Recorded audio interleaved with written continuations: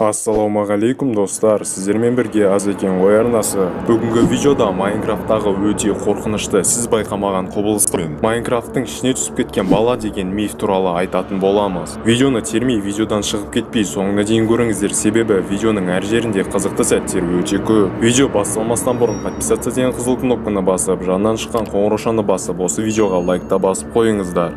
Мұқият тыңдаңыздаршы, сіздерден өте үлкен өтініш, менің екінші арнамада тіркеле кетіңіздер. Ол Казонимус арнасы. Мен ол жақта өзім туралы қызықты реакциялар, қызықты қорқынышты видеолар, тіпті осы жақта көрсететін қорқынышты ойындарға стримдар, видеолар түсіретін боламын. Екінші каналымның ссылкасы описанияда немесе комментарийде болады. Бүгінгі видеоға түскен керемет комментариялар видеоның соңында. Ал біз видеомызды бастаймыз.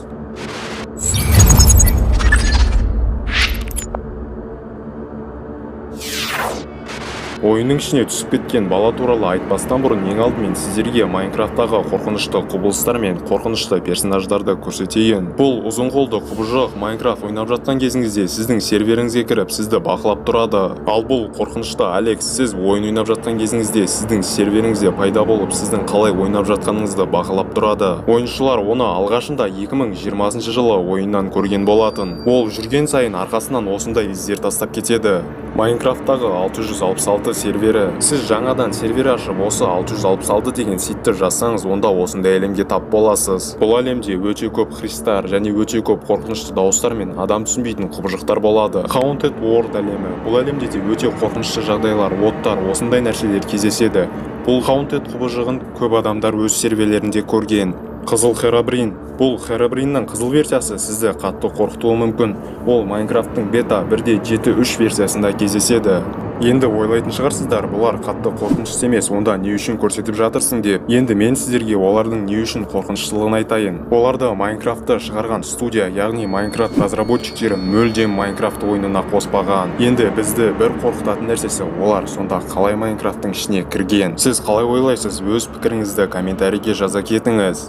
Ал енді кезек Майнкрафттың ішіне түсіп кеткен балаға да келді. Оның есімі Лукас. Ол Майнкрафттағы адамдар аз онлайн серверлерге немесе сіздің жеке серверіңізге кіруі мүмкін. Оны да алғаш рет ойыншылар 2020 жылдары анықтаған. Бұл қорқынышты құбыжық интернетте бірден танымалдылыққа ие болып кетті. Бірақ адамдар оның кім екенін және не үшін Майнкрафтта пайда болғанын түсінген жоқ. Сосын олар Майнкрафт разработчиктерінен сұрады, бірақ оны жай ғана кәдімгі ойыншы, біз ондай мобты ешқашан қоспағанбыз деп айтты. Ол жай ғана ойыншы болса, жеке офлайн серверлерге қалай кіреді және ондай қорқынышты нәрселерді қалай жасайтынын біз түсінген жоқпыз. Егер осыны сіз кішкене қорқынышты деп ойласаңыз, онда сізге айтайын, одан да қорқынышты нәрсе бізді күтіп тұр. Мен сіздерге енді ол баланың шын өмірде кім болғанын айтайын.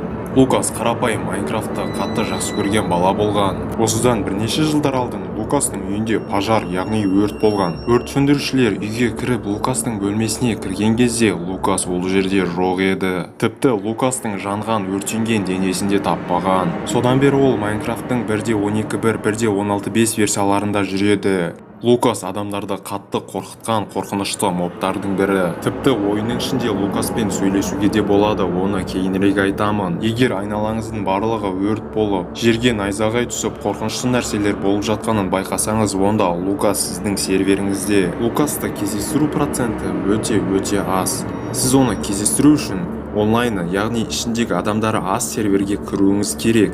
Немесе оны өзіңіздің әлеміңізге шақыруға да болады. Егер сіздер Лукас өмірден Майнкрафттың ішіне түсіп кеткен бала деген мифті Азекен өзі ойынан шығарып алды деп санасаңыздар, онда интернеттен, ютубтан Лукас туралы іздеп қараңыз.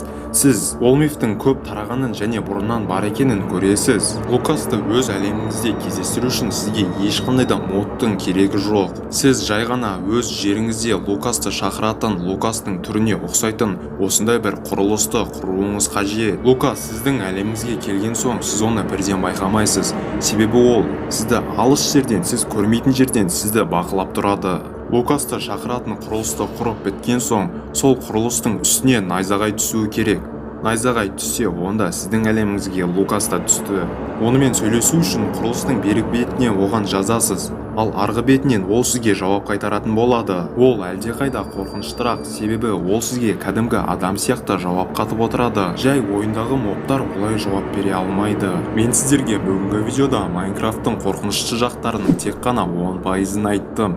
Егерде қалған 90%-ын айтқанды қаласаңыздар, онда осы видеоның астынан 500 лайк жинап тастаңыздар. Сонда мен Майнкрафт туралы тағы да келесі видеоны шығаратын боламын. Ал мынау алдыңғы видеодағы керемет комментариялар. Егерде сіздің де келесі видеоға түскіңіз келсе, онда осы видеоның астынан керемет комментария жаза кетіңіз. Осы видео ұнаған болса, подписаться деген қызыл кнопканы басып, жанынан шыққан қоңыраушаны басып, осы видеоға лайкта баса кетіңіздер. Сіздермен бірге болған Азекен ғой арнасы. Келесі кездескенше сау болыңыздар, аман жүріңіздер.